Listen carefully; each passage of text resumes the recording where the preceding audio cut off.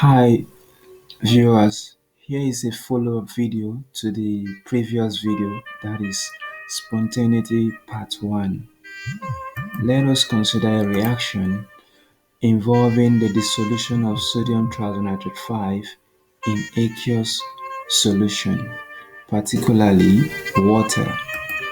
To measure the heat at constant pressure in this reaction, let us look at the relationship here between the heat measured at constant pressure to the heat of reaction. This heat of reaction is also equal to the negative heat of the calorimeter. And finally, this is equal to the negative mass of the solution multiplied by the specific capacity of the solvent. In this experiment, the solvent used is water. And finally, this is also being multiplied by the difference in temperature between the final temperature of the solution and the initial temperature of the solution. The mass of the solution is the mass of the solute, that is the salt, and the mass of the solvent. The solvent in this experiment is water.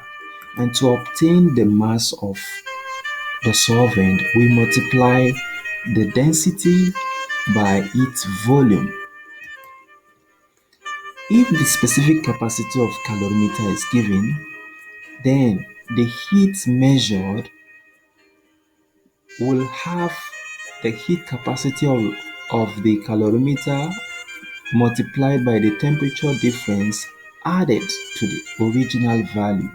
So this factor will be added to this to obtain the heat measured at constant pressure in the calorimeter.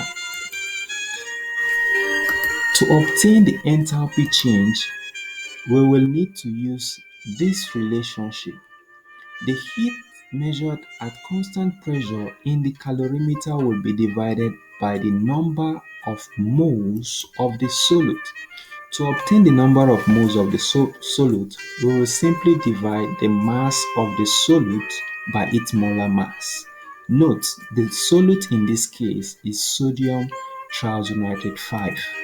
Now, let's take a look at the sign convention of heat and enthalpy.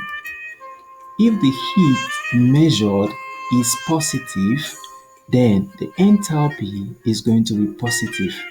In such reaction, you will notice a drop in the temperature on the thermometer, and this kind of process is an endothermic process.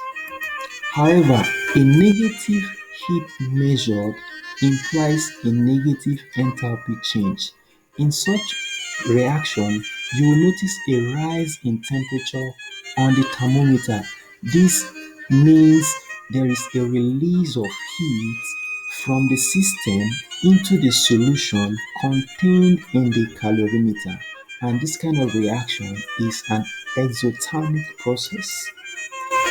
For the minimum entropy obtained from enthalpy change, we can have two cases. The first case is that the entropy change is greater than the negative of enthalpy change divided by temperature. This is for exothermic process.